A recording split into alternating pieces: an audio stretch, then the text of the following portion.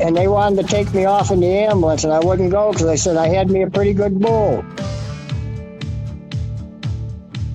Welcome, my name is Doug Simcox, and this is Beyond the Chutes, as presented by ParaSight Systems.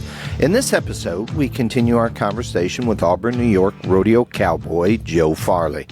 He picks up where we left off in our last episode, and we learn what he is doing today. You can find us on Spotify, Apple Podcasts, and YouTube. Search for Beyond the Chutes and follow us. Now, we have a brand new website, beyondthechutes.show. I hope that you enjoyed this episode about the two-event New York rodeo cowboy, Mr. Joe Farrelly. And today we are continuing our conversation with Mr. Joe Farrelly. If you remember last episode, we took him through his rookie season. Today we're going to pick up at the rookie season. We're going to move forward. Joe, I know that it's a little cooler where you are there today. What's your temperatures? Right now, the temperature is 87 as we speak. Okay. Yeah. That is considerably cooler than last time we talked. Yeah. It's going to go. It's only 9 o'clock here. Yeah. It's going to go to 107 degrees here today. Wow. Yeah. 107. Okay. All right. Today. That's about what it was last time we spoke. So, do you have to wear a sweater or long sleeves in the morning when it's only 87 degrees? No, you don't. Okay. When it's in the lower 60s, a man might want to put a little light shirt on, long sleeve shirt. Okay. On the desert floor, it's pretty cold. Okay. In the valley on the desert floor. Yeah. Okay. All right. So Joe, let's pick up where we were. You had talked about your rookie season, and you had ridden a pretty tough bull, I believe, of the All-American rodeo company, and actually it was number 11 Hotline. Mm-hmm. Okay, and you bucked off the bull. However, they scored the bull 22 points. Each judge did, and we did the math. That'd have been 88 if you could have rode him jump for jump. So let's pick up from there. That was 1980. What was your rodeo career? What was going on 1981, 82, that sort of thing? Running rodeos, PRCA only, just is all you could go to. Mm-hmm. And I would take off and leave the circuit there, through the winters and maybe early spring, because rodeos really didn't get started to end of May, Mm-hmm. And I would travel off to go to maybe the Great Lakes circuit, the Southeast circuit. Okay. Yeah, and then in early 80s, yes. Okay. Yeah. Well, I guess I did. I guess me and a buddy of mine, Vern Edwards, from back up there in New York State, we went to Denver. I forget, 1981. We went out to Denver in January. We drove out in a car, and we were up in the slack. He was in the bulldog, and I was in the bull riding. Mm-hmm. We pulled in there about 5 in the morning. Slack starts at 8 o'clock. They start with the bull riding. Wow. And I did my deal. The time they got, I think there was like 100 and some in the slack that morning.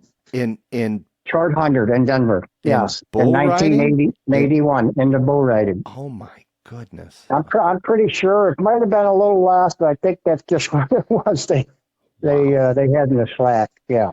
In the slack, wow. In the slack, yes. And how many go rounds? I know slack would be two go rounds total. 2 go rounds the rodeo was, and we had our first one in the slack. Okay. Yeah, and then we drove out. So we got there about 5 in the morning, 3 hours before it's going to start. We drove across country, 2 of us. And we did our deal, and I think the time Vern got done dogging, we left there at 11 o'clock that morning, headed back to New York. Oh, wow. Because Denver runs for 21 or 22 purse, they had there. Okay. Back then, and it's still pretty good. They still have a lot of purse. I think they might have dropped a couple. I'm not for sure today. But, we turned around because we were up being in the slack, so we were up in the last perf at Denver 10 or 12 days later, whatever, 10 to 12 days later, we turned around and drove straight back out. Oh, my goodness, my goodness. Do you remember how you did on the first perf? How did Yes, I rode my bull. I think I was 69 or 70 points. Okay. Yeah, 69, 70 points. Okay. And then, and Vern, did he catch? Vern caught, yes, I can't remember what his time was. I think maybe somewhere in the teens, the lower teens, 15, maybe 14, 16, somewhere in there he was on the steer. Okay. And then headed back home. So 6 o'clock in the morning, by before lunchtime, you're already headed back home. And we're headed back east. And how many hours is that from Denver back home? Well, we just had a car, Yeah. And boy, Doug, I can't really remember. It was, we didn't mess around, it was probably 80 to 90 mile an hour. Most people back home, they didn't, well, I mean, they got where they got used to me, right? That's just funny. There's a lot of guys, Japers, you don't want to go with Joe because he ain't afraid to get you there. Well, that's hustling, but that's a bunch of hours. I'll have to Google that and find out how many hours that is. I'm thinking it was like 20 some. We made it right. But when you run 85, 90 mile an hour, you can gather that up, 80 miles an hour, you're going to go 80 miles in an hour. That's exactly right. Exactly right. And probably not a lot of stops. We basically stopped. I think we did eat breakfast one morning. You did? Okay. Yeah, but we grabbed something at the stores and we had to get gas. Okay. Yeah. And drove her straight in. I mean, no stops, no hotels. Yeah, the two of us drove, and we'd be over there crashed in the back seat or something, all wadded up on a pillow, Right. Well, we were young, 23 years old. Sure. And then headed back out 10 days later, 11 days later. Mm-hmm. How'd you do in that final perf? They throwed me off. Oh, they did? I had a pretty good bull, and he throwed me off, I don't know, before the whistle. Okay. Mm-hmm. Yeah, okay. I probably rode, I don't know what I rode, in 7 seconds. Okay, yeah. Okay. And how did Vern do on that last steer? Vern, he didn't get him caught. There was something went on with the hazing and stuff. Maybe the guy was late. I'm not for sure. Okay. Yeah. Okay. Yeah, so we never got to jump him. Never got to jump. Okay. That's a lot of traveling, 20 hours, right. 20 plus out, 20 plus back. And then you said you would go south, you would go west a bit all winter long. I mean, were you going every weekend somewhere? Well, some years, yeah. I may have. You get up there 83 or 4. I would go I went about every weekend. Me and my brother Tom. Mm-hmm. And maybe had a guy or two went with us or whatever. We do them world toughest. Everything's PRCA yet. Okay. Yeah. We drove by a lot of other associations, rodeos, and just would have liked to stop, but you weren't allowed to go to them. And that's something. Yeah, and I know the fines were big. You had talked about that. Yeah, it was like $1,000, so I wasn't going to do that. What was the year that you just remember that caught your attention? 1984, I went off to quite a few bigger winter rodeos for the PRCA out west. Mm-hmm. I went back to Denver. Okay. It was kind of a cheap deal. I didn't do the driving to them. I flew. Oh, you flew? Okay. Yeah. We did that once. Okay. Yeah. But I was alone, and it's kind of funny there. There was airlines around that flew out of Syracuse, New York. It was called People's Express. I don't know if you remember that People's Express Airlines. No. They weren't around long, maybe about 4 or 5 years, and then something happened, closed up. Okay. So you could fly from Syracuse, New York, to Denver for $69. Holy cow! Yes, one way. Yeah. Right. Yeah. And then I would go to. So I went to Denver. Yeah. I was going to go, I can't remember, somewhere, and I didn't because I trimmed cows for a living, but I wanted to try to maybe see what happened, go to some of the bigger rodeos. Okay. I flew back home, And it was like a week later, maybe 2 weeks, can't remember. I go to Fort Worth. Oh, okay. Yeah. So I flew, you could fly from Syracuse to Houston. Okay. Yep. This People's Express only flew into 4 cities, but it flew to Houston. Okay. And then everybody knows about Southwest Airlines. Right. And Things were cheap back. But I flew, if I remember right, I flew from Houston to Dallas Fort Worth, their airport. Okay. For like $35. Okay. So I had $79 to get the tech, to Houston, and then I think it was $35. Okay. I fly, and I stayed there for a week. There, now it's better than, it was probably a week and a half or so. Okay. And I went to El Paso. Oh, wow. Yeah, did El Paso. I got some money out of Fort Worth that year. Oh, nice. Yeah, in 1984. Yeah. I went around $3,000 there. I made it's funny. My best story. I made for me. I don't whatever anybody thinks, but I was staying at some folks that I knew that from up out of New Jersey they were, but they had left. And Teddy Fina was just maybe 2 or 3 years younger than me, and I hadn't seen him in a few years. It was in the 70s, when I seen him last. But I got hooked up with him, and I stayed with them folks there. They put me up there, in Fort Worth. In Fort Worth, nice. Yeah. Okay. Yep, I think. Well, they were in Weatherford. I think they were where we stayed was in Weatherford. Okay. But anyways, I get up. The mom would always make us breakfast, and she called me. Come and knocked on the door. She says breakfast. Of course, I was kind of awake. I might even been getting dressed. I can't remember. Yeah. And I said, well, I'll be out, Mrs. Fina. Before she walked away, she says, they got a picture of you on the front page on the Fort Worth Times. Oh, my goodness. So I get out, I go over. She's got the paper laying there on the side where the breakfast is, where I'm sitting. Yeah. There I am on this bull, one bull, one of the bulls. Yeah. Right. Yeah, so it's pretty interesting. Well, that is interesting. That's very cool. I got the papers. Yeah, okay. Yeah, it was pretty cool. Like the boy from New York, I can't remember quite how the caption went from being from New York State. That is very cool. That is very cool. And boy, the stories you're telling about the travel and the finding the cheap airfares, that and having some place to stay, that must have really been pretty cool to keep your expenses down. That's the best. I kind of I got with a friend. I kind of forgot about Teddy. I knew him. We knew each other some, but a guy named Bo Bridges, he was from up there. Yeah. Well, we stayed in touch very little. I seen him. He was still competitive riding back, and he'd come back Easter. I don't know, but he's the one. He was. He didn't have room, but he said something about Teddy Fina, and that's where I stayed, was Teddy Fina's anyways. Okay. Yeah.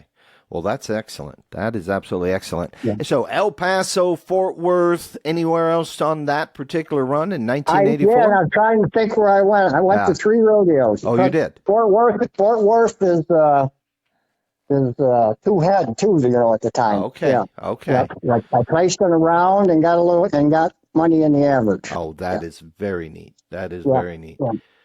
When you came back, where were you traveling to at that point? You're still trimming cows. I'm still trying to trim cows. Yeah. Okay. Got to keep the customers happy there, and going every weekend. You're going somewhere, and still only PRCA. So just a few around the house. Cowtown, of course, is going on. Did you do a lot of the Cowtown stuff? I did from 79, probably right up to about 86, and then you could start going off to other associations. I think it was 86. In 1986, the PRCA allowed you to start to compete elsewhere. Right, elsewhere. Okay. And so did you got your card for the APRA? I had, I used to have, we talked earlier about the Delmarva. That's right. And then they switched. I had it for 1 year. We switched to APRA, ARA, whatever. Yeah. And then IPRA, did you ride much IPRA? I did. I had an IPRA card. Well, I had a permit at the age of 15. That's right. That's right. Yep. I did that at the age of 15. When I was 16, I bought their card, and I did IRAs and ARAs. I did do Gary, New York in there sometime between 16 and before I got my permit. We went there twice and rode as locals. Yeah.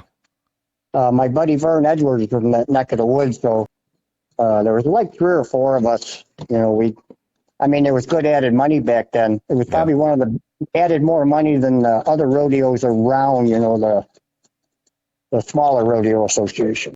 Okay. So in 1986, when the PRCA said it's okay, we're not going to fine you if you go ride something other than PRCA, did you go back to the IPRA? I did. You yes, did? sir. Okay. Did. Yeah. And anything stand out there? Any finals or anything? You know, I made that. I never made the IFR. Really, never went enough to, I guess. You know, but I made that regional finals a lot. Oh, you did. Okay. The IRA regional finals. Yes, I made that. Okay. But I quit riding bulls, kind of. You know, about that time. Kind of quit. You know, I wasn't, but I bulldogged basically at them. Oh, you did. Okay. In 1986. I kind of quit a little bit. Yeah. You did. So just started dogging. Yep. I always did bulldog, but I just wanted to try to get better at it. Yeah. Okay. And then, so were you still riding bulls though in the PRCA? I still was climbing on some of the bigger rodeos. I wasn't running the Cowtown, Okay. you know. Okay. Yeah. Painted Pony. I didn't really. I might have got on a couple times up there, you know, but yeah. Right. The bigger rodeos they had, North Washington, Gary. Okay. No, Dryden was a guy out of Florida come up, put rodeos on. You know, I went to them because, you know, they had 1,000. He had one for 2,000 added up in Maine. I forget what year that was, but that Dryden had one up in Maine with 2,000 added. That was our biggest circuit rodeo at that time. Oh, really? Really? Oh, yeah. Okay. Yeah, they were big, yeah. And in 1987, you qualified for the Dodge National Circuit Finals. And maybe we covered this. Was this in Pocatello? Yes, that was the first year. Okay. First year of Pocatello. And was that your first year qualifying? That was the first year, yes. It was in 87 of March, but it counted for the 86 standings. Yes, yeah. And, right? Yep. And do you remember some of the cowboys? I've seen some pictures. Do you remember some of the cowboys that were there competing with you in the bull riding? Yeah. Well, I met all them guys. I can't remember. Tough Heaterman was there. Tough was, okay. Yeah, Marty Steiner's there, and I got to meet Marty, you know, of course, when I went to them bigger building rodeos back early, you know, in 84. That's when them guys, well, Marty is probably my age or a year older. Well, I just can't think of, you know, I had the pictures, I could tell you the name, but I just can't think of. No doubt. And a lot of them were circuit winners, you know. Sure, but, sure. Yeah. But there, I think the first year, I think there was four or five people that been to the finals, national finals. To the national finals, okay. Yeah, okay. Yeah, that first year. Okay. Yes, I believe, yeah. All right. Yeah. And what do you remember about that finals? How did you do? Well, Doug, I didn't draw good at the very first Dodge finals, circuit finals. Okay. I did not. I rode my bulls. I think I was like 71 points on my first one. Okay. And then I come back and I was 67 or 68 points on my second one. Okay. So what they do is everybody gets 2 head, and then the top 8 scores on 2 head get to come back for a third bull. I see. Okay. And I missed it it was either 2 or 3 guys, you know what I mean? There were higher points than I had that didn't make it, you know what I mean? Yep. Yeah, I was back a little bit, but I wasn't real happy there. I don't know. I got over it, right? I want to come back and ask for a rewrite. they told me the bull bucked too good. Okay. And I said, really? I said, he run down the pen. I did. I said, really, sir?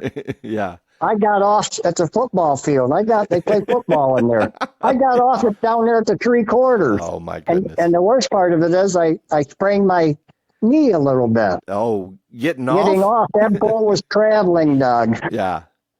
That wasn't very good that year. Okay. Yeah, in 87 for me. Now, Yeah. but you did qualify another year, didn't you?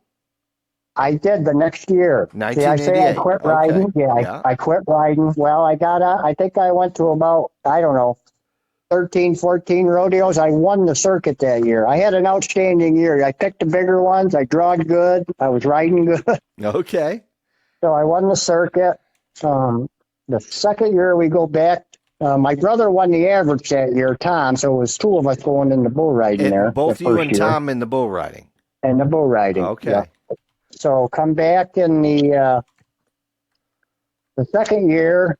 I think, Doug, I went to 6 rodeos. It might have been 5. I'm going to say 6. Okay. I won the average at the circuit finals. At the circuit finals. Okay. I won the average, so that makes you qualify to go to the Dodge Nationals. Right. And my brother Tommy won the circuit that year. I see. Yeah. Okay. And then so both of Tom you got went. Yeah. He also qualified that year in the bulldogging. So 2 events to the. He won both the bull riding and the steer wrestling that year in the circuit. And did he win then the all around that year? Do you remember? Yeah, He did. I think that's the year he got the. I think that's the year he got the all around. And what do you remember about the 1988 Dodge National Circuit Final, still in Pocatello? Mm-hmm. It's a very good rodeo. I really liked it. The stock was a little weaker the first year. I don't know, it was their first year doing. They didn't get enough contractors to come or whatever. But the second year there was better stock or better quality stock. That you could have a chance to. If you could ride him, you probably could get in the money. Okay. Yeah. And do you remember how you did there, Joe? I do. I did not win nothing on my first bull. I was 70. I think I was 74, 73 or 4 points. Mm-hmm. And then my second go around, I was 82 points, I think. Oh, wow. 81 or 82. Mm-hmm. And I won second in the round. Oh, very nice. Okay. That year. Okay. Lane Frost, he was there. He won that round. Lane Frost did. Okay. Yes. Okay. Yep. He qualified that year in 1988. Yeah. Okay. Excellent. And he won the round. So did that get you with your 74 in the first round and 82 in the second? Enough points to get the next one, yes. You did. Okay. So yeah, there was enough points. I was like either second or third coming back point wise, Okay. I think I was second. I might have been. I think I was second though. Okay. And there was another guy. Lane was like right behind me 1 point. Mm-hmm. Yeah, Lane won that round, but he didn't have a good bull for his. I don't think he placed on that first bull. Okay. But anyway, we go to the third round. 8 guys back. Mm-hmm. I've seen the bulls bucking because I'm there. Mm-hmm. And there's this one bull, I couldn't believe they put him in, but whatever, you got to ride the bugger anyways. Right. I go up, I don't remember a number, and I remember I looked to see who had him, and I kind of knew the guys, that year there might have been a few different circuit guys there, but got to meet them there, but names-wise. And I looked, and I had this whatever bull, I'm like, you got to be kidding me. Just a big eliminator. Oh, wow. I mean, big time eliminator. Like he didn't fit the pen that with the other 7 bulls. Really? Okay. I'm like, well, of course, I'm going to ride this bull. I mean, right. Yeah, I'm going to ride this bull. Yeah, I forget. He was an NFR guy. I think there was only 3 of them there at that year in '88 at the final, but he throwed him off pretty quick. I mean, just nasty. But anyways, I was determined. I'm not letting go. Yeah. if I'm underneath him and I ain't hit the ground, I'm hanging out. That's what I would say. I am not letting go. Right. Oh, I didn't know. I ride him farther than the other boy did. I don't know. I probably rode him 4 seconds or better, a little better in the 4-second range. Okay. He fishtailed, come up underneath himself. Just horrible. Oh, my Start goodness. to come left and just miserable. Weighed 1,500 pounds. Big, strong bull, Okay. So they drove me off. Do you remember what they marked the bull? I don't, Doug. I don't. I can't even remember what they marked him on the sheets. The guy who had him first. Okay. He's I could see that guy, and I just can't get his. I wanted to say it, but I just can't get it out. Okay. I think he only made the finals once or twice. That's all I'm thinking. Okay. And then how did Tom do? He qualified in both events. The first year, Tom made it to the final 3. Oh, he did? When they brought, okay. Yeah. Yes, he did the first year there. Tom was, and he got thrown off right at the whistle to be about 90 points. Because I remember the judges. Wow. We're going to be the highest ride that year there, in 87. Wow. Yeah, Okay. Yeah.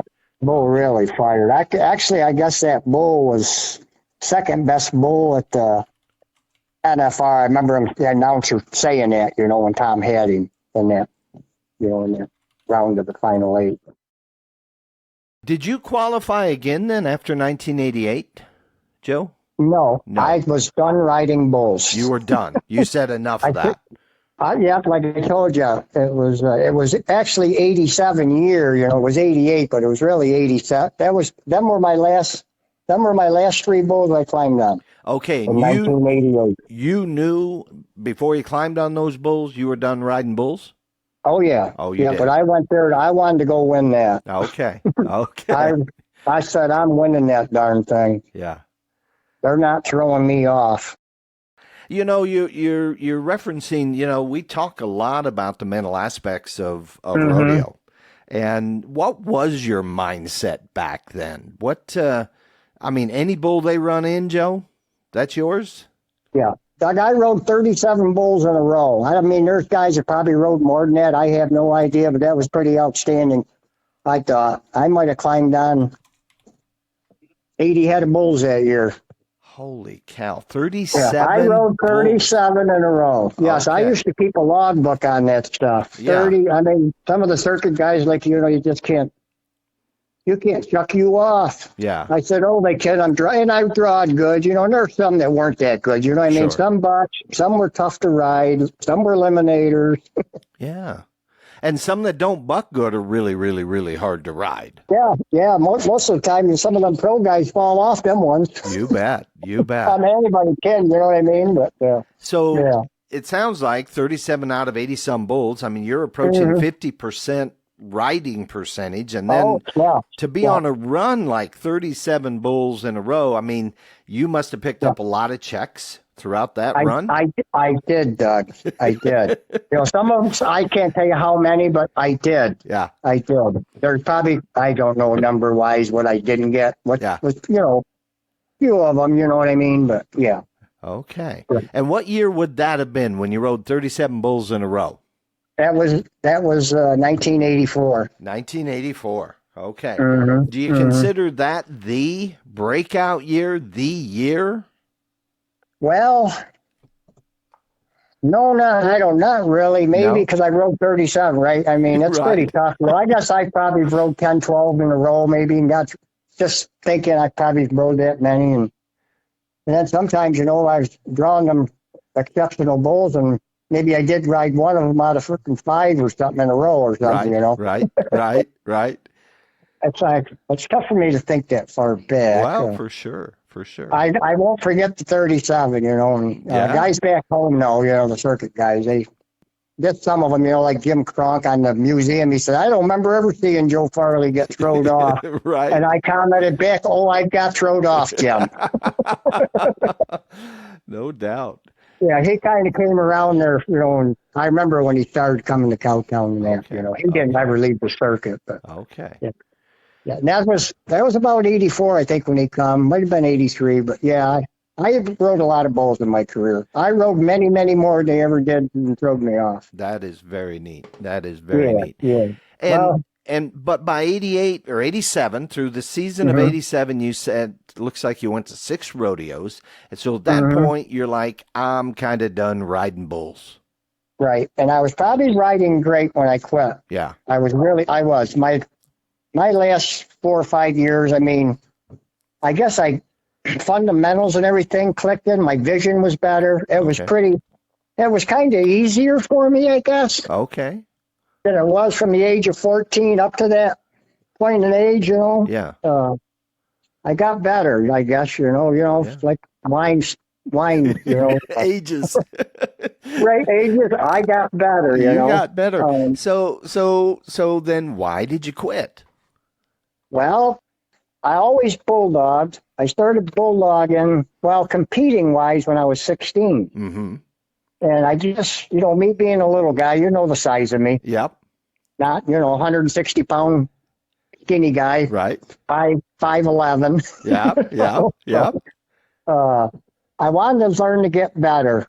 So in 1988, the spring of 88, it would have been, I think it was April. It was in April. I went to Butch Meyers' bulldogging school out in Weldon, Kansas. Okay. Yep. He had a school, and I saw it in the paper, and I called him up and got me a spot in there in April. Okay. And for our listeners, talk a little bit about Butch Meyers. Butch Meyers, he's probably one of the best guys ever back in his day. He was tough. I remember Butch. He won the world in the IPRA, and he won a couple times, I think, over there, and then he left us. Yeah. And he left sometime in the middle 70s or something, I think it was, when he left. Okay. 77, 6. But then he also won the world in the PRCA. And that's something, making that jump. So you bet. He made the 2 biggest associations in our country. Okay. Yep. And he's won the average a few times at each place. Okay. And were there many, so he's done competing by 1988, or is he still going a little bit? I think Butch was he might have still been going some, I think. I'm not for sure. Okay. I think, you know what? He made the finals that year. It's coming to me again. Oh, he did? And I think that's the last year he made it. Would have been in 88. Okay. So he made the finals. So you saw the rodeo school in the back of a magazine or something. Yeah. So called up, sent out your money. Do you remember what it cost to go to that school? I gave him $200. $200. How many days? 3-day school. Okay. And I didn't have a horse. Okay. Okay. I drove out myself in a car. Okay. My pickup truck. So you're in a career change here. You said, I'm done riding bulls. I want to go get better at steer wrestling. So you show up, all 5'11", 160 pounds of you. Show up, and what did Butch say? Do you remember what he said when he met you? No, he was pretty quiet, and I thought he might remember me. I mentioned to him, I said, geez, I don't know if, I didn't bulldog. Like, I'd see him basically at them Longhorn rodeos back then. Yep. In the IPRA, and maybe a couple of James Zinders, J-Bar-J's. Maybe, I think he come to a couple of them. Okay. Yeah. Okay. So you're not, as you pointed out, you're not the biggest guy, so you got to work on technique. And what stands out for you from those 3 days of school? Well, I'll tell you, there was his son, Rope Meyers. I'm 31 years old. Yeah, I'd have been. Rope was only he was 15. I remember that. He was 15. And he was also helping his dad with the school a little bit.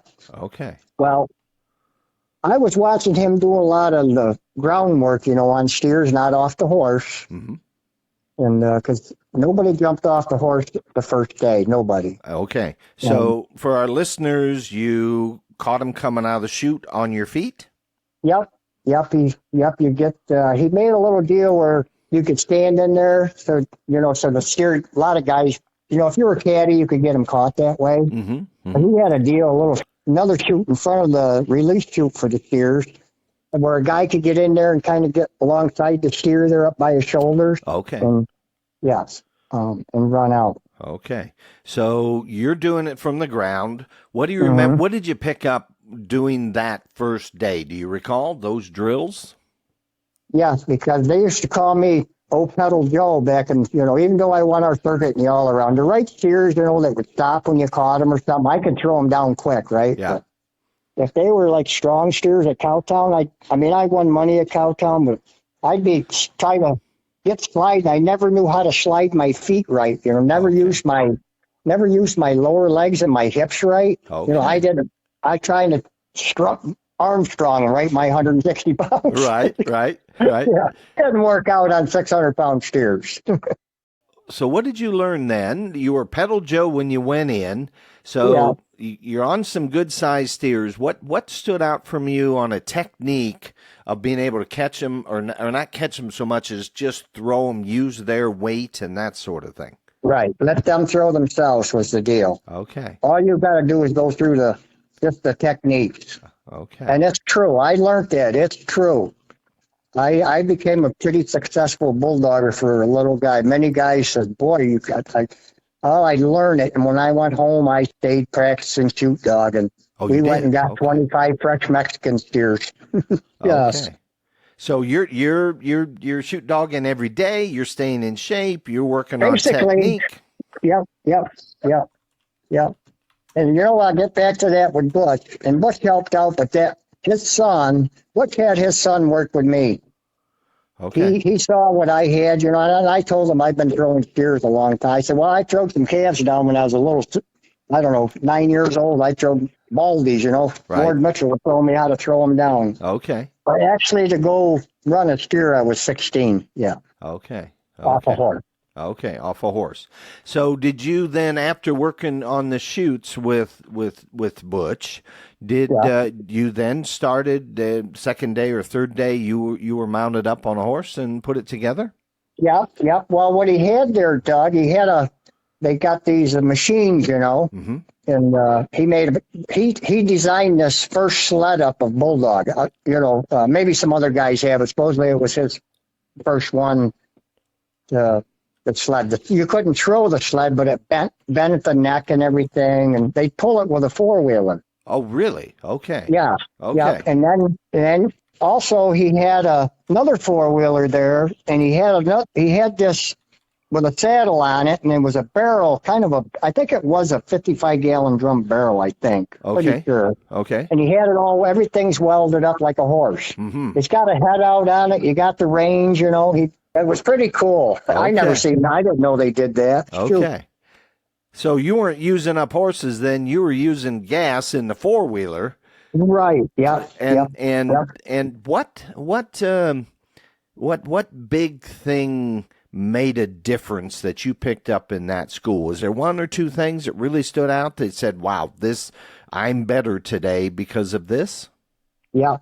What my deal was is I had to learn how to place my feet coming off the horse, out of the stirrups. Okay. Yeah. That's a big factor in the game. If you can't place your feet out where they should be in front of you to catch that cow when they hit the ground, you could get by, yeah, I guess, but it was easier if you had everything. It was easier if you had everything in connected to work right. You know what I mean? Mm-hmm. You just get out over that head, elbow forward. But anyways, and when you go to jerk and you're coming to the nose, you can almost feel some of them steers just throwing themselves before you actually pull the nose real hard. Really? Okay. Yeah, okay. It is a technique, bulldog. Yeah. Yeah. So getting your feet out in position, so you're still sliding your feet, Mm-hmm, right? Mm-hmm, But a little more solid, a little more balance, a little more base. Yep. I was just learn your balance. Always want your left leg up underneath you, bent more, and maybe your toe turned out to the left a little bit. Really? Your other leg, they call it your rudder leg, you know. Okay. No, I didn't know that. Okay. And I mean, that digs in a little bit, but that left one's your main key. So when that steer starts to come and you're pulling around and you're coming up, you got that left foot. Now it gets up underneath your butt and your hip, you know, as that steer's coming, and you're just you're not stood straight up and down, but you're in a little curl, and you just reach and hook that nose, and they just plane out and get a 1-point fall. Okay. Had no idea.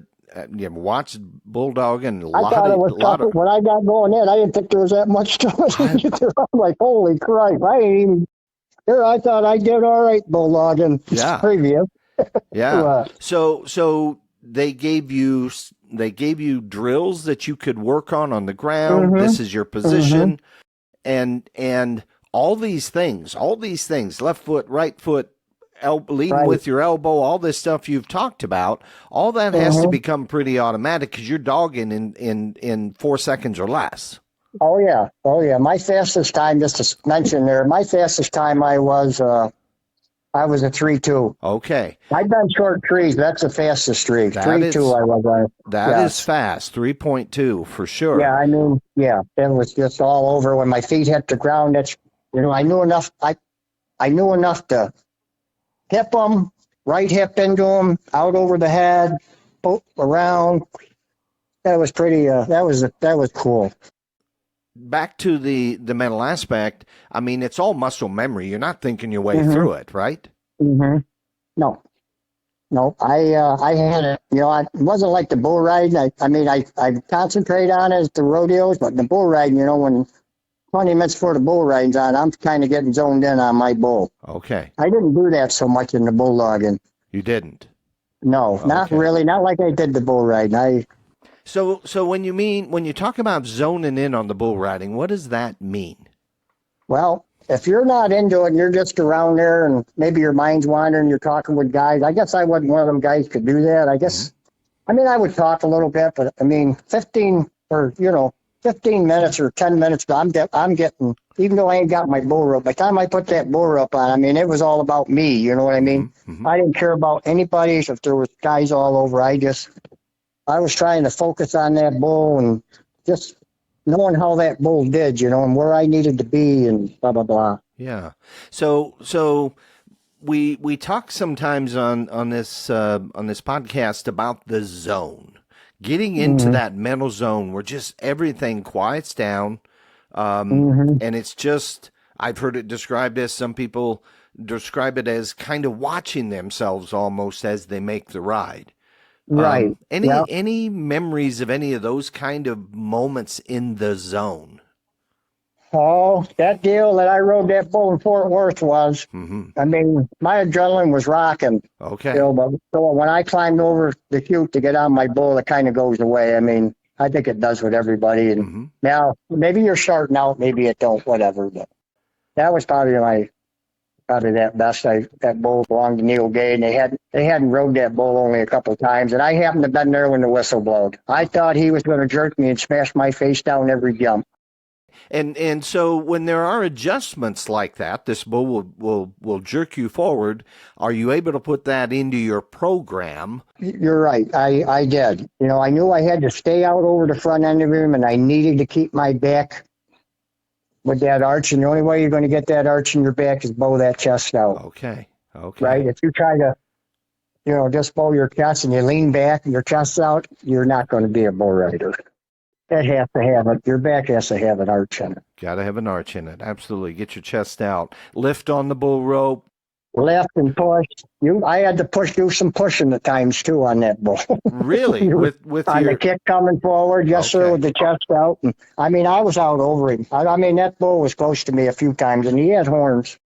Yeah, he could have probably hit me at any time, but it worked out, and he didn't. Did you ride much with your knees, Joe? We see that on some of the bull riders. Yes, I kind of was that way. You were? I loved to ride with my knees and my calves, and I used to turn my left spur into my. I learned that way back in the day. The guys kind of knew that, if you rode, some guys would turn their spur in instead of leaving them both straight, Oh, that you would put an angle on your spur? Right. I'd torched them and would bend them in. Yes. Oh, okay. And that allowed... Just the left one. Just the left one. Just the left one. Now, why was that? Because being left-handed, you won't be able to get you with your knee in and stuff. Your toe's going to be tough to turn out because I rode left-handed. You rode left-handed, yeah. Yeah, and I mean, it may look like it's out, but it's not. If you look at your right one, it's really buried in there, right? And the toe's going east and west. Okay, so really a lot of toe, being able to turn it in. Yeah. Ride either direction on the bull, strongest left-hand bull rider, stronger riding to the left? What was... I probably was a little better into my hand. Yeah. But I learned over the years growing up, say I started at 14. Yeah. But it was just, I think there were some good guys that taught me. There was back in, you're talking about back in, the 70 and above, I mean, I was 14, it was 1971, Okay. There was some good hands around back then. You bet. And it sounds like being taught the basics. Yeah, the basics. Yeah. We always hear that. Get back to the basics, right? Just focus on the basics. So if you knew of a bull, typically goes left hand, then goes right hand, maybe in a spin after a couple jumps, would you think of that any differently, or what was your mindset on a bull like that? I had that all in my head. I know he's going to either make 2 or 3 rounds, 4 rounds, and he's going to jump out 1 round back the other way, or might go another couple, after he turned back. And regardless if it was right 2 rounds or 1 round, they jumped out and went a jump and then back to the left. Yeah. I learned not to, I don't know how I want to say that. I learned not to try to overcompensate, right? I think that's the word I want. Yeah. If they try to ride jump for jump. There you go. Don't try to beat them. Right. Don't try, because you beat yourself doing it. Right. And if you're late, you got beat because the bull beats you. Okay. So 1988, you go cold turkey. You're done. You're not riding any more bulls. I didn't even watch the bull riding at the rodeo. Really? I ain't really interested in it. Really? I think I was afraid I'd probably want to climb back on, Doug. Probably. I don't know I can't tell you what it was, but that's the God's truth there. A bunch of guys back east, Jesus. You don't want to go watch? I don't care about watching that bull riding. So I've seen enough bull riding in my life. Yeah, I hear you. So never an urge to crawl back. Now you didn't quit because you were injured. No, that had nothing to do with it because I was still riding and probably getting better when I quit, Doug. Yeah, and just said that's enough. I was enough. Getting better. I wanted to be that bulldogger. I wanted to learn to be a. Because I know I was going to be able to ride bulls at 40. I mean, Freckles Brown rode up to 43 or something, but I didn't want to do that. No. That wasn't in my vocabulary. Okay. So you said time for a career change. We're going to go steer wrestling.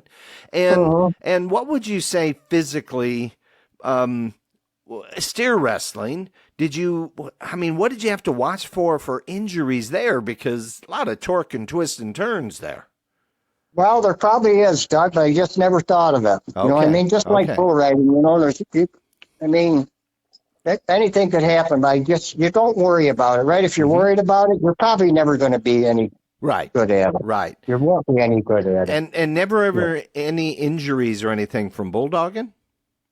Yeah, I had a steer step in the middle of my face and knock out about 3 teeth on the bottom and 1 on the top once. Gosh, oh my gosh. In the Cowtown Arena. In the Cowtown Arena, yeah. Oh my! Yeah, that was before I learned how to do the technique. Okay, that was a bit of a motivator. We probably got to do something different. Yeah, 600-pound steer, and the way I did it wasn't right, anyways, and I wasn't letting go. I was hanging on. Okay. Somehow I had him trying to fall, and he jumped forward with his shoulders and his head, and I was laying kind of on the ground, had his nose. Yeah. And he jumped up and he came down and just blood went everywhere. Oh my. That stick is in my lip. Oh my goodness. teeth were gone. From bulldog. But I was still going to go bulldog. I didn't do it by biting the nose to throw him either. Okay, you didn't do that. No, I didn't do that. His right. foot got me, his front foot. Oh, that hurt. I let go. Yeah, I would think so. I did let go. And just in that timeline, okay, so you were quite young. Did you still have to get on a bull that night? I did. Did you get on the bull? Yeah. Oh, yes, my goodness. Oh, my goodness. I did. And they wanted to take me off in the ambulance, and I wouldn't go because I said I had me a pretty good bull. It wasn't like it hurt me. Right. So they got butterflies on me. And got the, put some cotton in the blood started where the teeth come out. Oh, my goodness. And went off and rode your bull. Rode your bull. Okay. Yeah. Okay. Yeah. That's pretty incredible. So how long did you bulldog then? How many years? Well, I started at 16 bulldogging, entering-wise. Yep. And it wasn't a lot of rodeos I went to back then at 16, but probably, I don't know, 15, maybe 18, I don't know. But I quit when I was 48 years old. You quit dogging at 48? Yes. Okay. I quit dogging at 48. Okay. Yep. Wow, that's quite a run. It treated me good, and I wasn't ready to quit, but, you played a rodeo game, and you get busted up, and I've had shoulder surgeries twice on one arm, once on the left one. And that primarily was caused by bulldogging, you think? No, that was probably from bull riding. Oh, was? And some of it could have been from dogging, doing cartwheels out, you miss one, and your arms are out. I'm kind of a longer arm guy. Boy, I wish I always thought, if my arms were about 3-4 inches shorter, I'd have been a better bull rider. Is that right?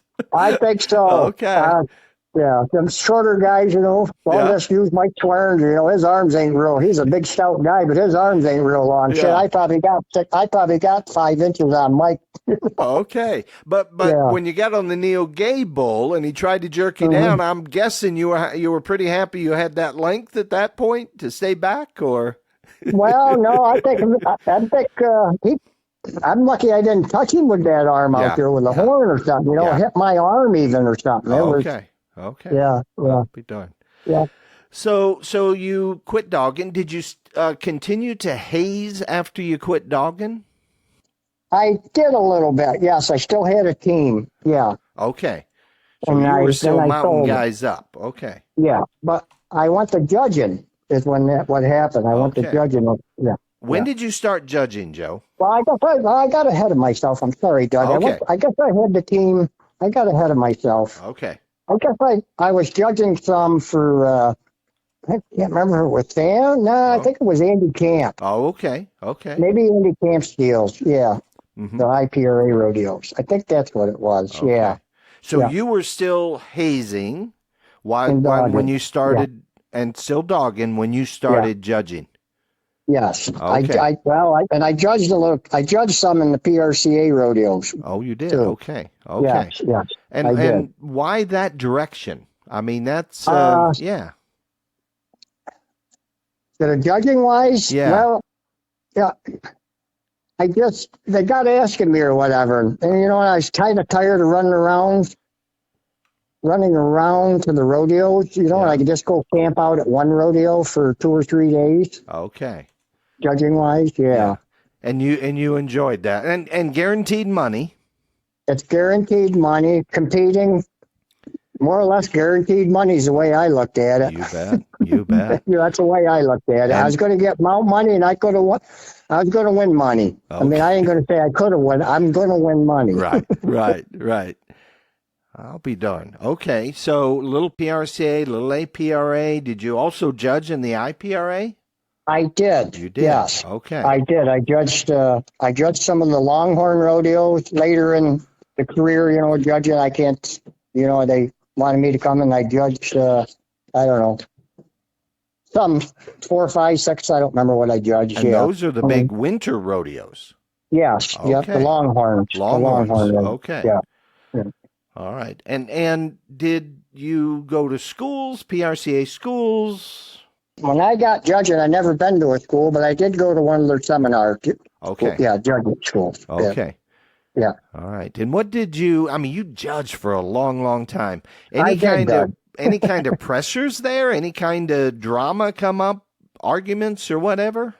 Oh, at times, yeah, but I'm kind of dry, and I think people knew who I was. Even the ones maybe didn't know me somewhere, you know. Yeah. But you know what, they really, I mean, some probably didn't like me, whatever, but they all liked me. Time to vet. But rough stock, you know, there's guys that wanted me to, like the IFR, you know, there was a couple years there. I wasn't putting in for it. Okay. You know, I could stay home and make, I did not, Doug. Okay. No, I had some guys call me and said, I thought you were putting into it. I never said I was going. I told you I couldn't go into that. They don't pay enough money. Right. They want you there out there. I think it was like on Tuesday or something. Doug. Okay. Yep. I made good money trimming cows. I ain't making no money there. Okay. I can't remember what they paid. I think it was about $300 a perf or $250 a perf or something back. Okay. I don't remember what it was. Okay. Yeah, I got some phone calls, and they thought that I put in my name ain't on the list, and then they were trying to get me to come, you know. Okay. And I wasn't going. Oh, that's neat, though, that you got a reputation like that. That is really neat. No, they liked me. The rough stock guys liked me because I was a runner out in the arena. What is that? You know what I mean? No. With the horses. Oh, you'd follow along and. I tried not to get beat. My job was I had the right foot. That's my job. Okay. If that horse is traveling pretty good, old Joe was the foot in it. I don't know, maybe you saw me judge any or not. Oh, sure. Lots of them. I'm a guy that run along. And some contractors got mad at me because they said I was messing their horses up. Uh-huh. And you did that for our listeners. You ran alongside the horse to make sure that the feet were going up into the front of the horse, and where I could see how high he was coming up, maybe into the horse's neck over the break. Okay. And how much spur drag he's got with the spur contacting the horse as he's bringing his feet back to his rigging, or same with the saddle block, but it's a little different spur lick. You bet. Okay. I've seen many judges, you know, over the years judging, you know, the guys look phenomenal, you know what I mean? Yep. Yeah. But you can see it even on the back of the chutes. The guys that have been rodeoed a long time could see it, you know. They're floaters. Like you call them floaters. That's what I call them. I don't know, maybe everybody did. Okay. That foot goes up there, you know, up there in the shoulder area or neck area, but there's no contact on the feet, you know. Yeah. And in the Bronc Riding, I used to like to see them drag that spur on the sides of them horses instead of them legs being out away from them like bat wings. Okay. And when they came back to the back of the saddle, you mean? Yeah, when they're on the sides from the girth back, I like to just see a little ripple there. You can see it. If you're standing back, it's tough to see. If you're running along, and I'm saying be out there 10 or 20 feet or whatever. Right. And then maybe you got to pick speed up because that horse made a left across the pen on you. I got the right foot, and I'm trying to beat it down and across. You know, right. I just hated to get beat. Right. I always said that. Them some lazy judges want to sit on the fence or stay in one spot judging. Yeah. That aggravated me so much. Really? I wasn't even a horse rider. Right. You know. So you had to be in pretty good shape then to hoof it across and keep up with some of those broncs. Well, trimming cows got me in shape, but I didn't have to run as much. I don't think I run as much in my life as I did judging. Okay. And you judged a lot. Are you still judging? No. Okay. No, when did you stop judging, Joe? Well, it was 2000. We come out here in 2018. Uh-huh. I don't think I judged anything in 2017. Okay. Yeah. I was a judging commissioner for the APRA rodeos. Yep. I was a judging commissioner for, I didn't want it, but I did it. Yeah. I don't know how many years, but I don't know. I just got kind of tired of it. And, you know, then they want this new president that comes in. It's just wanting guys to go. They're not even capable to judge. Right. You know what I mean? Yeah. And they want, you know, but they need to go. They need to come to more rodeos, right? And I got where I'd have them sit outside the fence, you know, and just watch or whatever. You bet. Sometimes I have them come in the arena, but stay out of the way to see the mark out. I see. At some of the rodeos, some of the guys that were really wanting to learn, right? Okay. Yeah. So you helped some other judges come along then? I did. Okay. I did. Excellent. Yeah. Excellent. Not many, but they came to be pretty good judges. You bet. Yeah. Okay. Yeah. To the question, I saw you judge a lot of rodeos over the years. Seemed like I introduced you in an awful lot as our pro rodeo official. So I think you have. I think I did. So, yeah, always great when you were there, and always knew that we were going to get the right kind of scores and the right kind of. I was going to do the best I could, right? You bet. Yes, You bet. So 2018, you moved to Arizona. So what are you doing now, Joe? Out here, well, I thought I was going to come out here and maybe be able to trim cows. I just wanted to do it like a couple days a week is all, maybe not have to get my own equipment and everything, I heard they did a lot of in-house trimming out here, so I was going to try to maybe get into some farms, and I did try that, and I put some, I had to fill out some applications. I only went because some of the dairies are farther away from where I live, but we got about a half a dozen dairies within one's only 15 minutes away. Oh, wow. Okay. But I thought if I could get in, but it didn't work out. And I went back to a couple of them farms like 6-7 months later, and they said, well, we still ain't got no openings. And, oh, wow. And, my plan was if I got in, what the deal was out here when you're in-house trimming, you work for the farmer. Yeah. They paid $17 an hour. But you had to you work 8 to 10 hours a day, 6 days a week. Holy. And cow. I wasn't wanting. If I wanted to do that, I'd have stayed back home. Right. That's a lot of trimming. Right. Yeah. And that's $15 an hour, but just give me some extra money with my Social Security. And, Sure. And keep me busy. So, anyways, I said, be on it. Yeah. And I had a guy, and I brought me a couple. I started roping. Well, of course, I started roping me and Ward Mitchell in '78, but just playing around with it, Right.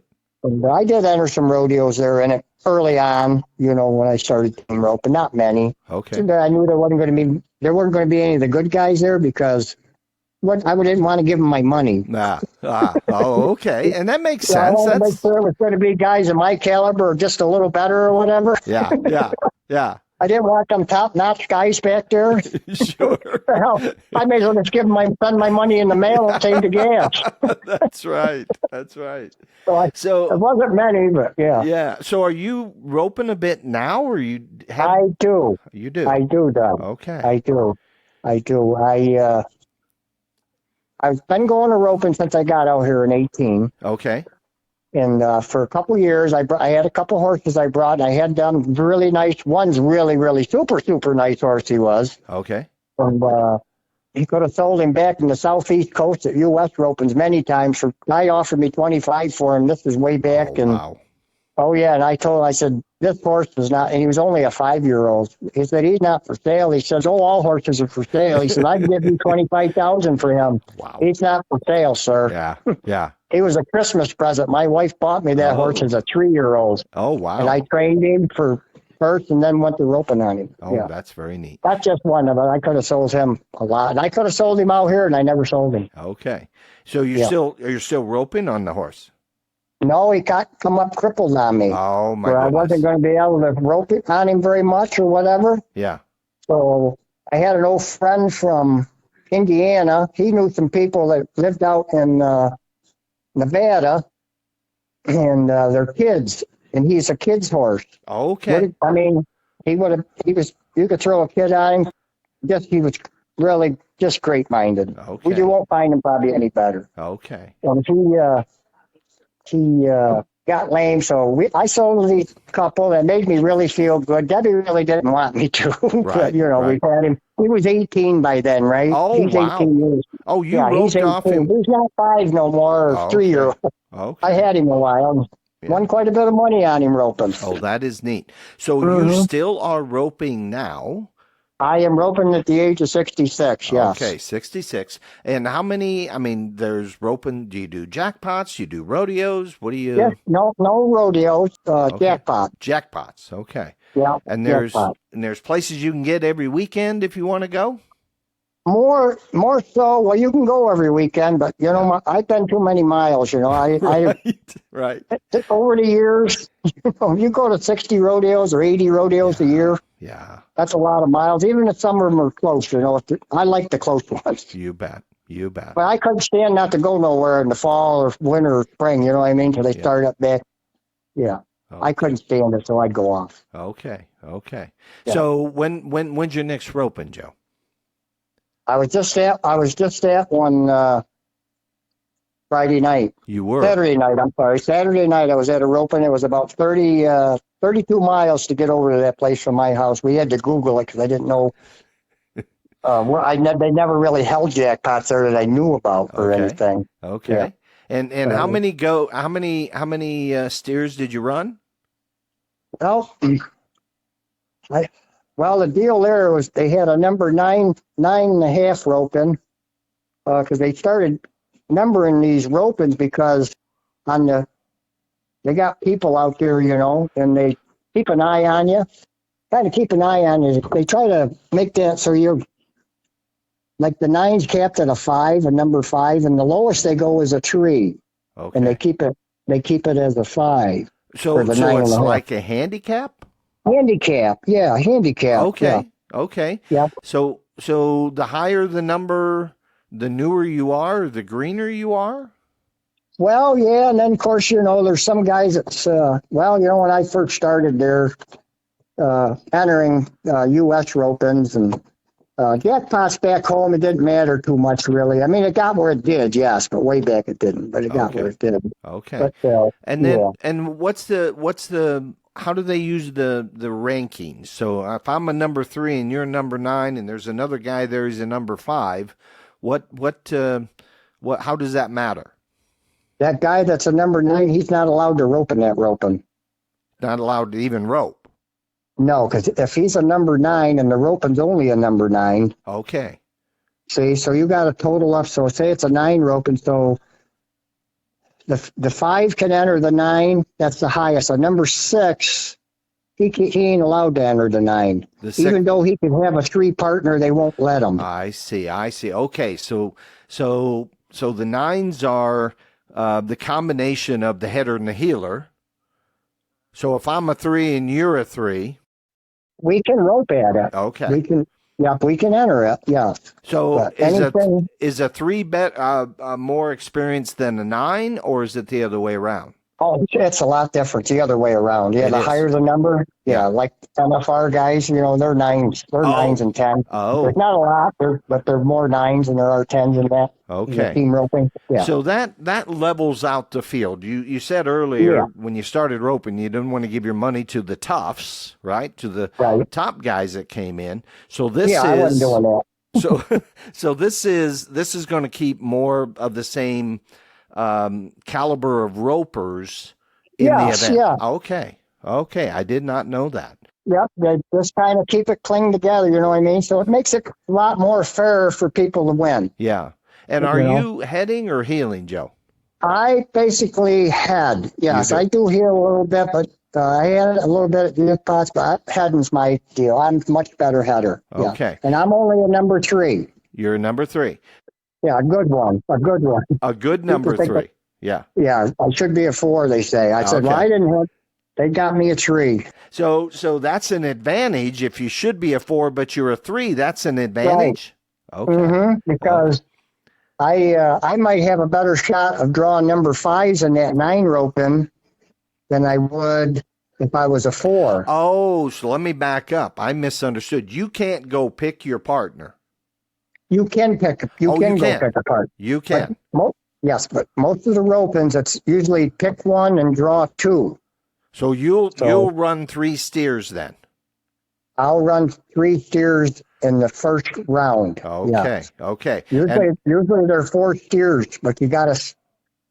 Usually at the jackpots, it's usually the 9 will be 4 steers. Oh, it will. So you got to rope. If you don't catch your first one, you're all done with that guy. With that guy. Okay. Yeah, you're done. Okay. But if you catch with that guy, you move to the second round. I see. And if you catch again, you move to the third round. So you could be doing a bunch of roping if you can. I try to take 2 horses with me. Really? Okay. Oh yeah. Okay. So you don't kill your horse, No. That's a lot of. Well, I'm thinking you're maybe running 1 or 2 steers, but no. No.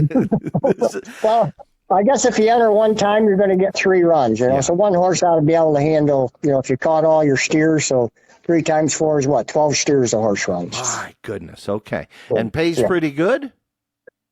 I went to that roping the other night. The 4 steer they usually call the short goat steer, and they bring back X amount of guys. Usually it's 20 head. You know, depends on the number of teams there. Yeah. They had 186 teams at that roping the other night. That 9 roping did. Holy. 186 teams. Okay. Yeah. But they hustle in the chute, right? Automatic chutes?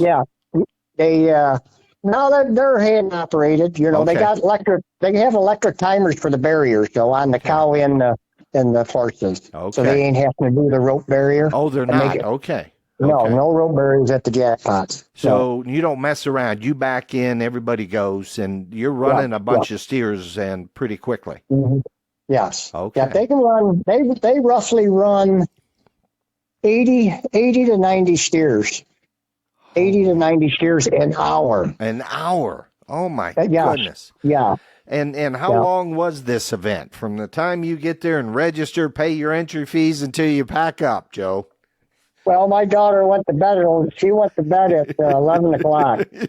She went to bed Saturday night at 11 because they had 2 ropings. They had a number 9. They had a number 9 roping, and they had a number 8 roping. A number 8. Okay. Yeah, they had 2 ropings. Okay. And the number 8 had 160 some teams in it. Oh my goodness! It started at 7 o'clock at night.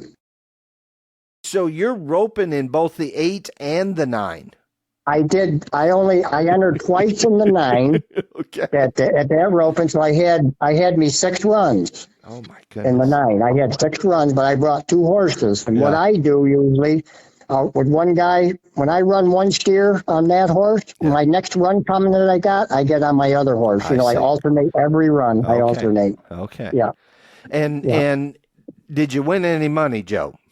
I did not. Okay. I did not, but I had fun. You did? Well, that's good.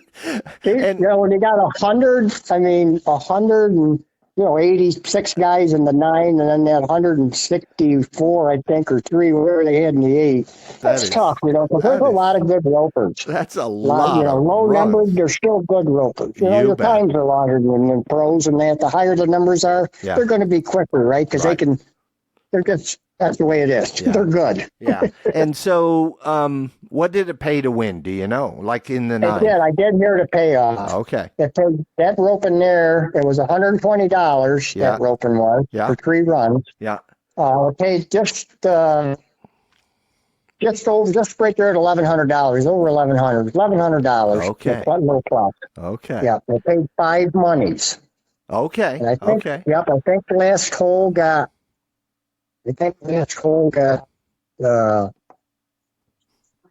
3 something for 5th.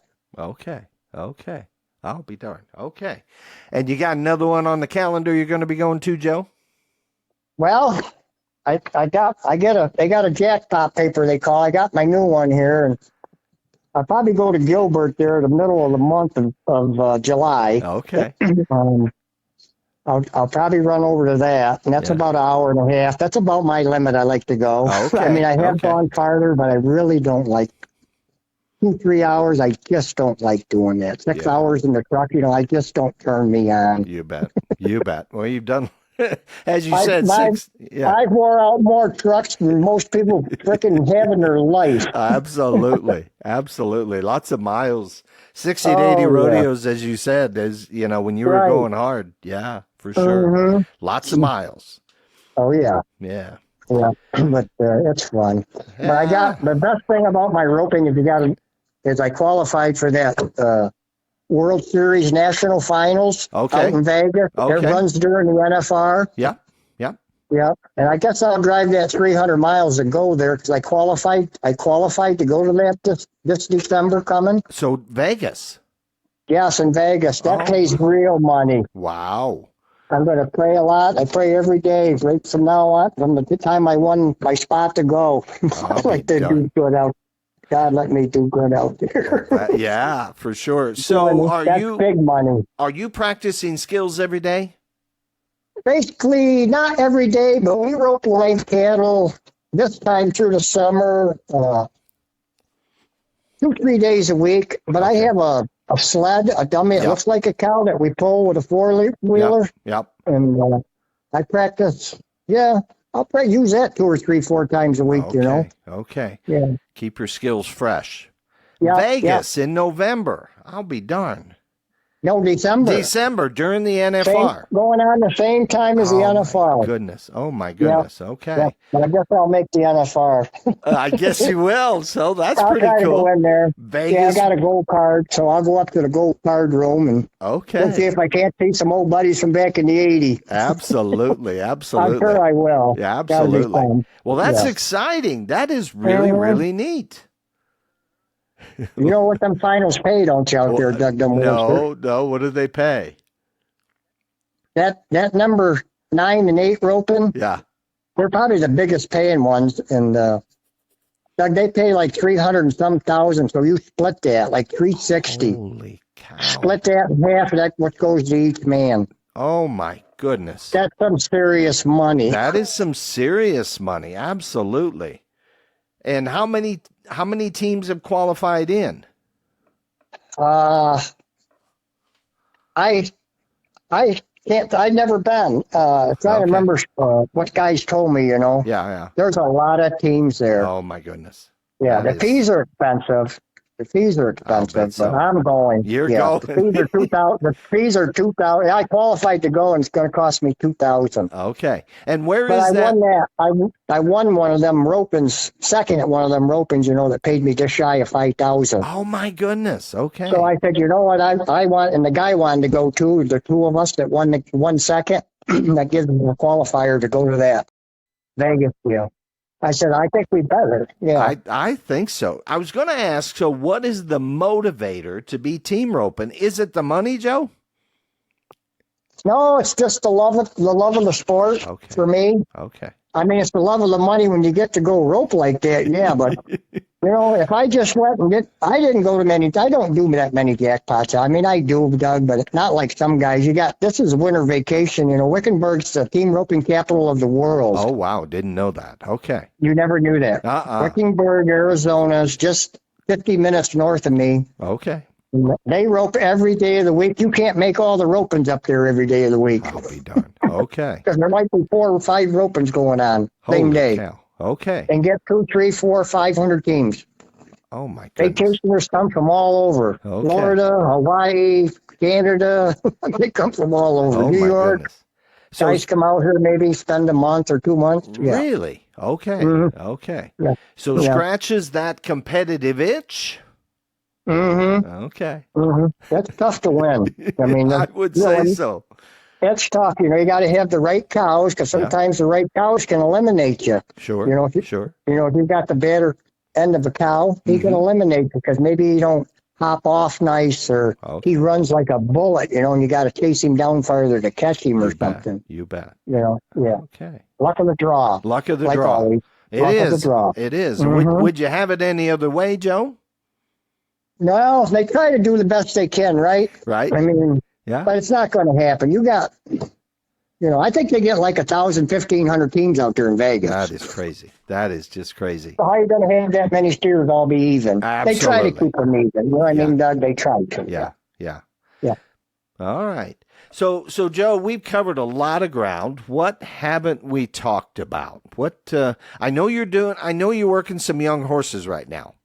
Yeah, I train horses. I had a third year I was here, and sort of been in 20.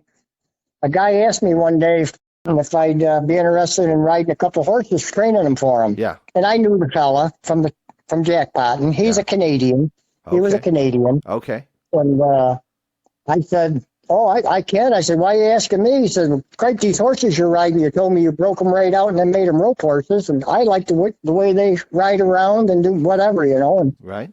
I said, yeah, I can do it. So they came, and then a couple other people started hearing about me. Word got around from some other people knew I rode them, that I do in the Tonopah area. Mm-hmm. Mm-hmm. And now it's really cool. I never thought I'd be able to break horses. I broke a little bit in New York in the winter months back there because I built an indoor. Yeah. And it was never in my vocabulary I'd be able to ride horses out here. Oh, train, wow. Colt. Really? Okay. So do you have your own arena then? Here at my house here? Yes. No, I don't. Okay. I thought about putting one in, Doug, but Doug, right around me within 2 mile radius, Yeah. there's 5 arenas. Oh, okay. And I can go to them anytime I want. Absolutely, absolutely. And you stable the horses there then that you're training? At my house. Oh, at your my house. Yeah. And then haul them over? No, I if I go to use them, I usually ride them over. Oh, how neat. Across the desert. Okay. Go across the desert. I desert ride, I road ride. Yeah, the colts, it's good for them. Yeah. Mm-hmm. Okay. Mm-hmm. Okay. Get some And miles I got an arena right down in front of me is where I ride most of the colts. Okay. Starting them. And I have a big round pen. I have an 80-foot round pen. Okay. Yeah, yeah. Oh, very neat. Very neat. Yeah.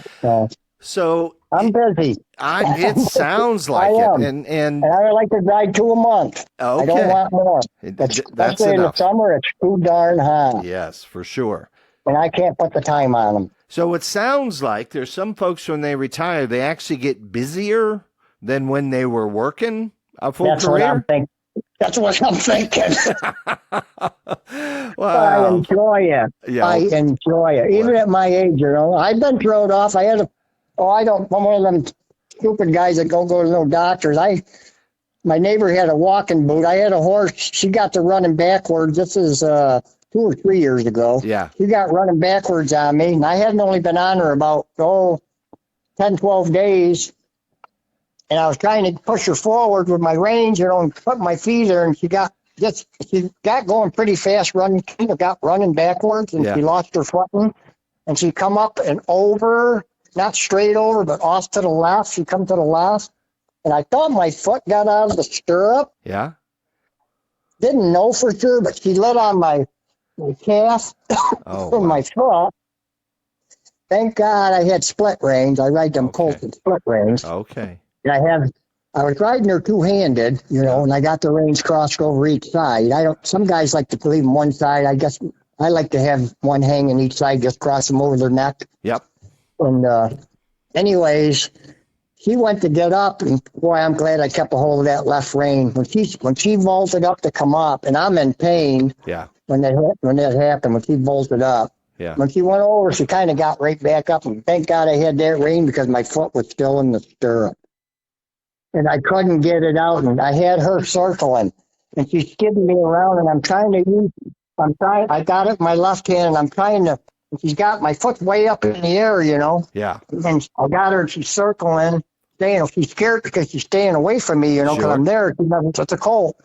And finally, I kept trying to push my body. I tried to push my arm and scoop up in the air and push myself forward with my right arm on the ground. Yeah. As we were going in that circle, it was like a 7-foot circle maybe. Oh my goodness. And finally my foot come out. And then I let go of the rein and I probably broke that foot in my foot there, the bones in my foot. You did? Yeah.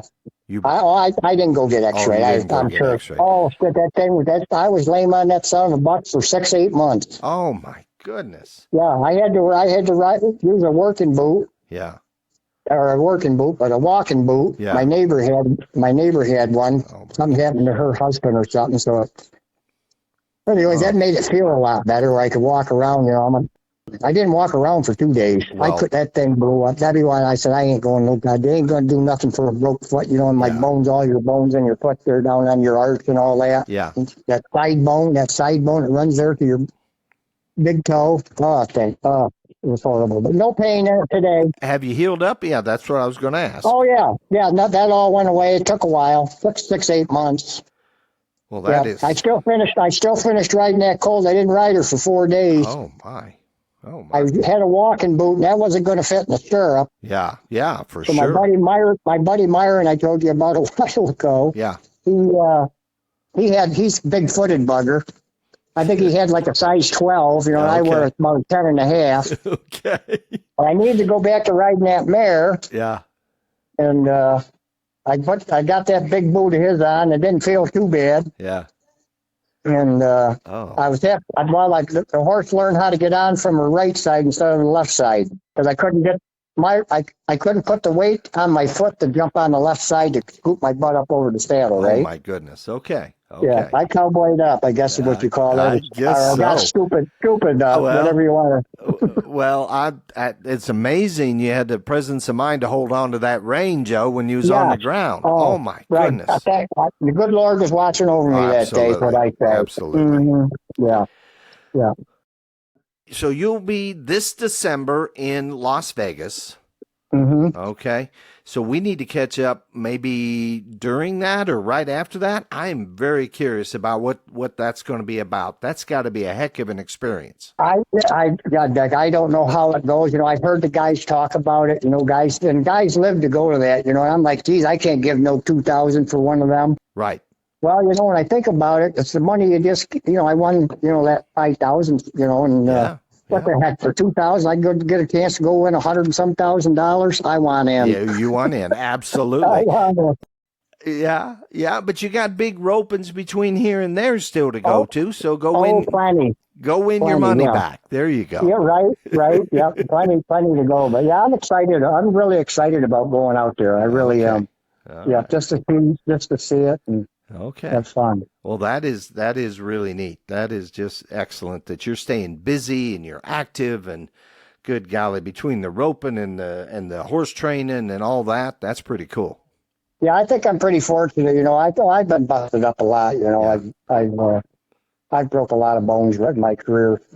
But you're healthy. You're feeling good. I'm healthy. I feel good. Yep. And I'm a light guy. I'm not heavy, so it's not tough for me to get around. And, you bet. I mean, I look at some 60-year-old guys or whatever, and they're just wore out, and they probably never really beat themselves up, but they're just, I guess you got to stay active, I guess. That's what I say. If you lay around and don't do much or whatever, maybe go play some golf. Well, I don't think that's very active to go play golf. Yeah. Ride around the golf cart and hit the ball. Right. That's just my opinion. Well, and there's a physical activity, there's a mental activity, and it sounds like you got a lot of things rolling. Yeah, I do. And the coach keep you in pretty good shape in your legs and that. You know what I mean? Riding. I ride 4 or 5 hours a day some days. Really? Okay. Oh, yeah. That's a lot of riding. Yeah. Ranch work, might be 7-8 hours a day. I go out and work on some ranches. Oh, you do? Yeah. Okay. Yeah. Do like day work, they call it day work. Yeah. Nice. Yeah. Mm-hmm. Okay. That was cool. I never did any of that. That's one of my coolest things out here. Yeah. Okay. Yeah. Branding, vaccinating and castrating. Yeah. And then, as I said, I'm very interested, maybe 15 or 20 minute call when you get to Vegas. I've never been to Vegas. Never, yeah. And I know there's huge money in this team roping stuff, just all over the place, big money. It's the biggest payoff ever. Joe is retired, kind of, and now lives in Arizona. He remains very active, and the team roping is keeping him in the competitive spirit at the age of 66. Before this conversation, I didn't know how the team ropings worked. The numbering system for the number 8s, the number 9s, the number 14s, the number 15s, this was all new for me. In my research, I learned that Joe will be competing at the Ariat World Series of Team Roping Finals in Las Vegas, Saturday, December 9th through Sunday, December 17th. We'll try to catch up with Joe while he is in Las Vegas in December and get his impressions of this huge team roping event. Joe spoke about the saddle bronc riding spur motion. I have added a video link for your viewing. As always, any of the research I found, I have added links in the notes for your review. To make your listening easier, you can find us on Spotify, Apple Podcasts, and YouTube. Search for Beyond the Chutes and follow us. You can also check us out on Beyond the Chutes webpage at beyondthechutes.show. And a reminder, check out the New York State Rodeo Museum Facebook group page and become a member. We also have a Facebook page for Beyond the Chutes. Become a friend and follow, say hello, And thank you to ParaSight Systems for their support with our podcast. ParaSight System is a push-button parasitic diagnostic system for pasture animals, horses, cattle, goats, sheep, chickens, and for your companion animals, your dogs and your cats. You can find them at ParasightSystems.com. This is Beyond the Chutes. Until next time, this is Doug Simcox. Thank you for listening.